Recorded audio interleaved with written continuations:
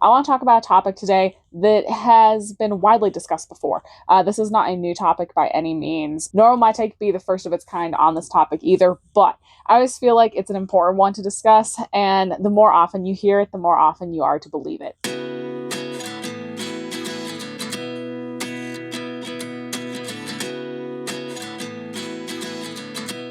As writers and authors, I think most of us, at least all of the ones that I've spoken to, deal with something called imposter syndrome. And this is exactly what it sounds like. It's where we don't feel that we're worthy of certain titles. We feel like we're faking it in an area where everyone else is the real deal.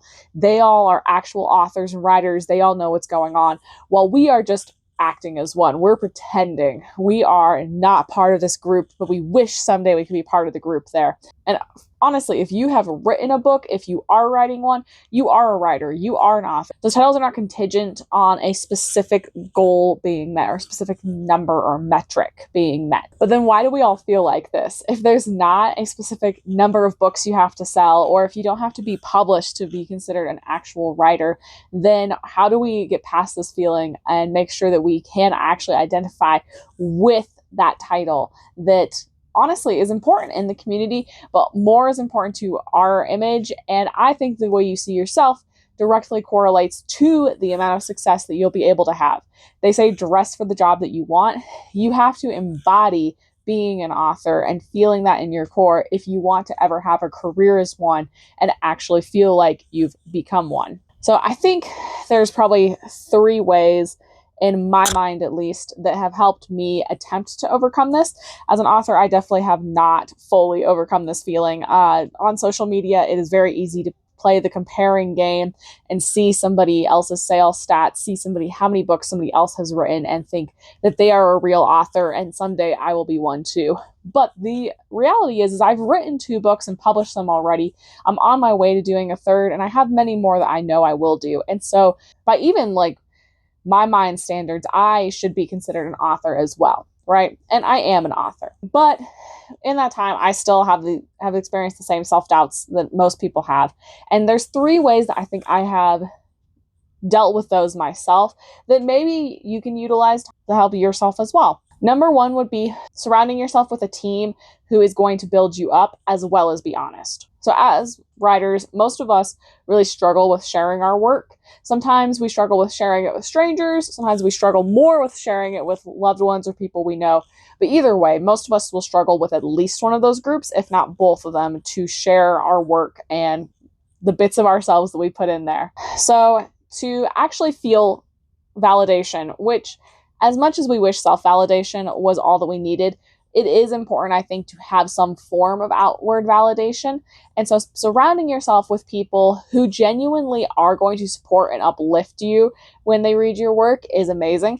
But also making sure that you get people who are honest, I think, is essential as well. There's too many people that I see that they only have their mom read their work. And of course, your mom is going to think that you're an incredible writer, right? Moms are meant to do that. They're supposed to uplift you.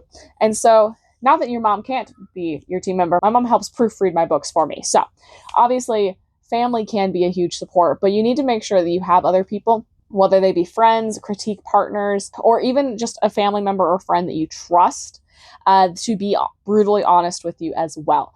I have a few people in my close circle that are my hype people, right? I have some people that they will read anything I give them and tell me it's amazing, it's incredible, they love it. And I love that. Those are the people I give it to when I need a good pick-me-up day. There are other people that I hand it to when I am ready for it to be shredded and taken apart bit by bit to help me improve as an author. So you need to make sure you have both of those groups that help build you up to ensure that you actually feel like a real writer and author, and they are also at the same time helping you improve and get closer to that goal in mind. Thing number 2 that's helped me try to deal with imposter syndrome has been setting smaller goals for myself. I think most of us set really lofty goals when we come to the idea of being a writer or being an author. Things like, I want to sell this many books. I want to be on this bestseller list, or things like that. And while, again, those are great goals are a great way to push yourself. I think a lot of us start out in the beginning thinking of those lofty goals. And when you are a newbie writer, when you're an amateur author, and you are thinking about the New York Times bestselling list or the USA bestselling list, it is really easy to feel like a fraud or a fake when you have this little book you wrote that 10 people have seen. And so I think an important part of it for me was setting realistic goals. And part of setting those realistic goals was talking to other self-published authors by watching a lot of the videos here on YouTube about, the realistic life of a self-published author, realistic income that self-published authors made. And that helped me see what were some goals that I could set for myself that were inside the realm of reality, but still were exciting, and there were still something that actual other authors were meeting as well that I could meet. This could be something as simple as you want to get one pre-order when you put your book up for pre-order. You want to sell 50 copies of your book at some point. Things as small and simple as that can, I think, be really validating when you reach them. And of course, as you start meeting more and more goals, it is totally fine to start setting those bigger goals and stretch for big things, to go from selling 50 books to selling 100 books, to go from selling 100 books to selling, 500. And stretching yourself is great, but starting out little when you're just starting out, I think it's a great way to build up those wins and feel proud of yourself and be able to label yourself as a success when your mind will be telling you the exact opposite. The third thing, honestly, is kind of fake it till you make it.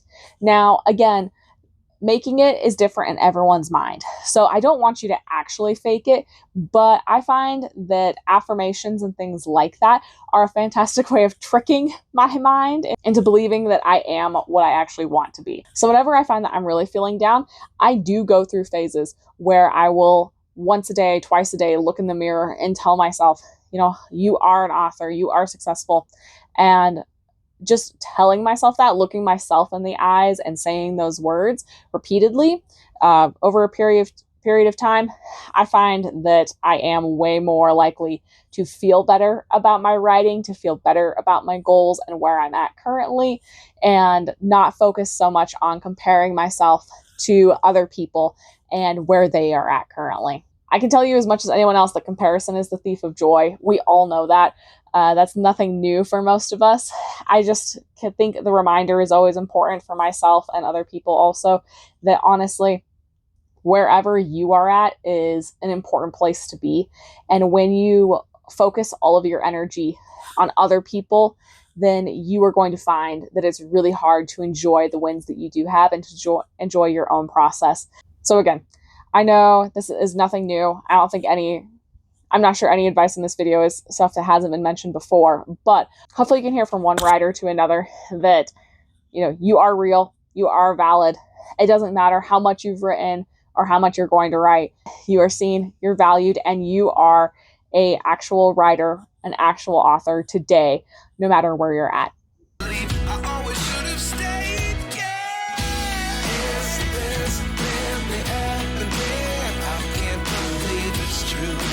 Just as surprised as you.